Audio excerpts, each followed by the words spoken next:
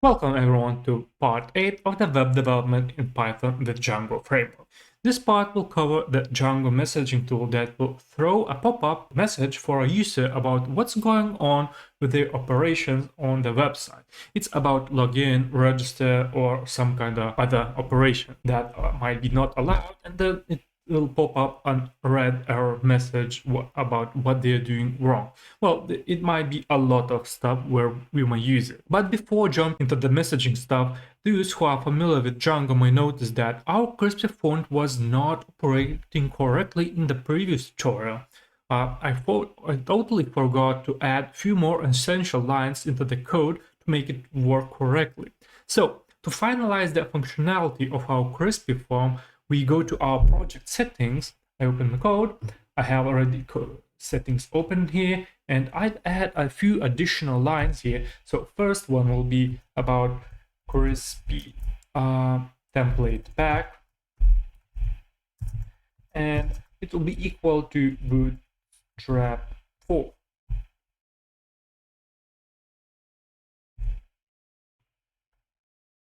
This tells our crispy package that it should use Bootstrap 4 to apply CSS styling to our forms. And here I add additional line that is called login redirect URL, and it will be equal to empty. And this is for future stuff, but when a person is logged in to the account, it's immediately redirected to the home page. Now, if we open our registration page that I had opened just yet, I of course save it and I go back, I hit refresh, we immediately see the difference. It's way better. As you can see, these input lines are way longer and way more beautiful than they were before. And this is what I was expecting in previous tutorial when I was doing this, but I was really in a hurry, so I simply skipped this line by my mistake.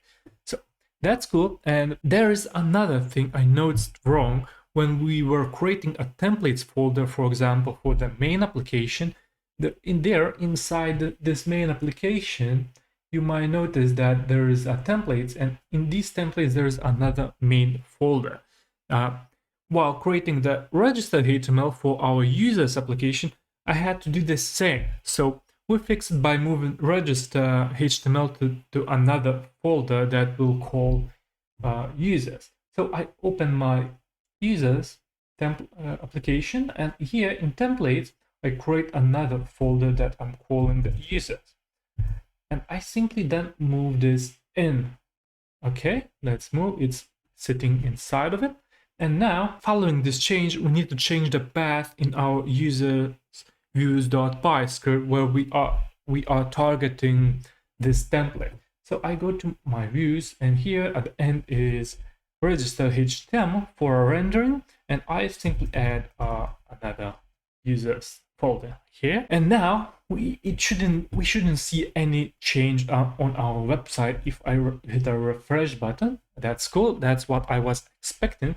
But simply we need to follow the rules that we are constructing our Django project for simplicity reasons in the future if it would like to expand it. Now we can move to our Django messaging stuff, but before doing that, please like, share, subscribe my channel, and I hope that this would really help me in the future to grow my views counts. And of course, I will be able to make more content about things I do. So let's jump on the messaging stuff. The Django web framework has a built-in messaging system that allows us to store messages that we can display on every page we want.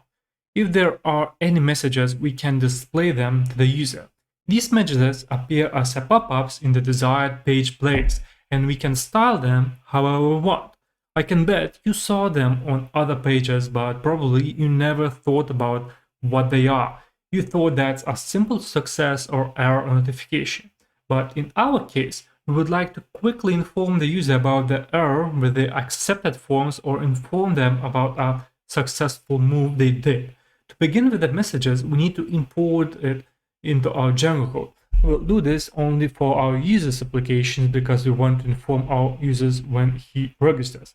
So login or sign out. we head to our users views script. I already have opened it, and we do the following import from contrib. It's from Django. From Django contrib, we import messages. Next, after our user successfully registers an account, we can inform him about that with the following line followed after the login function, where we do a login here.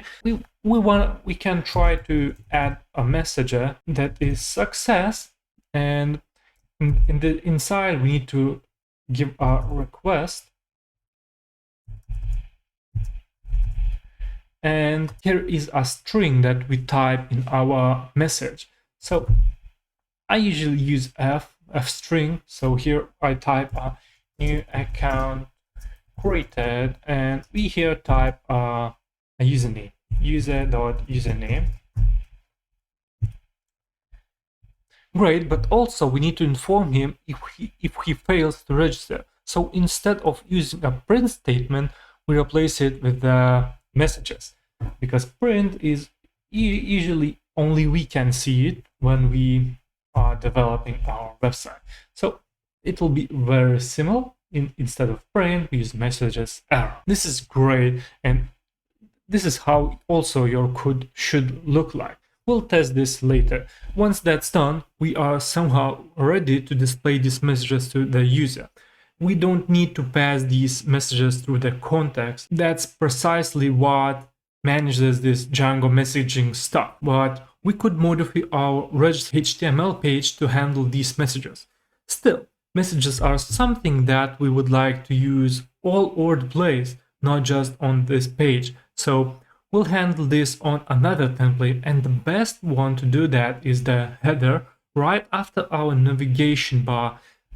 And I can show you, we want it to appear somewhere here after this navigation bar, because we know that all the pages will have this navigation bar.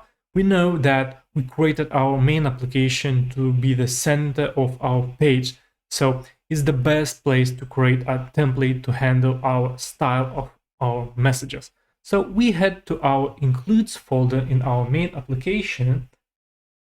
Here is templates, main, includes, and here I'm creating a new file called messaging maybe,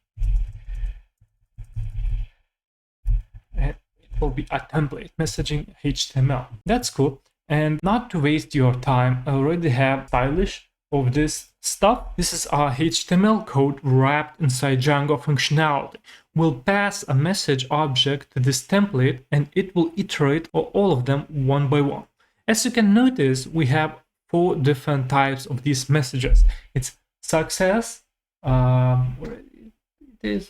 success, error, info, and warning. I think it's not necessary to explain what each of them means. We are close to testing them out, of course, and we have finished messaging template and views file now. The only thing left is to import it into our header HTML template.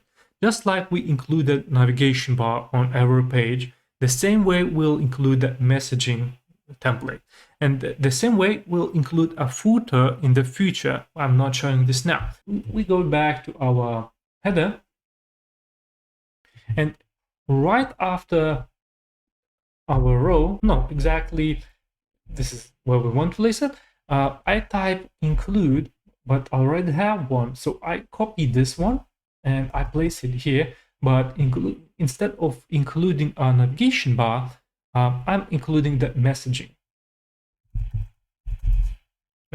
You should receive exactly the same results on yourself. So let's try to fill our registration form with some wrong data first, and I hope I haven't made any mistakes, and if I press restart, it should work just fine. Now let's try to fill our registration form with some wrong data, and let's see if we'll receive any message. So I write a testing3, and testing3 will be .t.t, and here I'm just type some numeric stuff, and let's press sign up. And as you can see, it threw me all the errors that we received here, but to show me here. This is the simply messaging stuff, and this is nice. As you can see, it listed all the errors we received while filling out our form. Now let's try with it in the right stuff, and let's type some kind of, I don't know, testing2, and it will be some kind of fake email, test.test, and also I'm creating a testing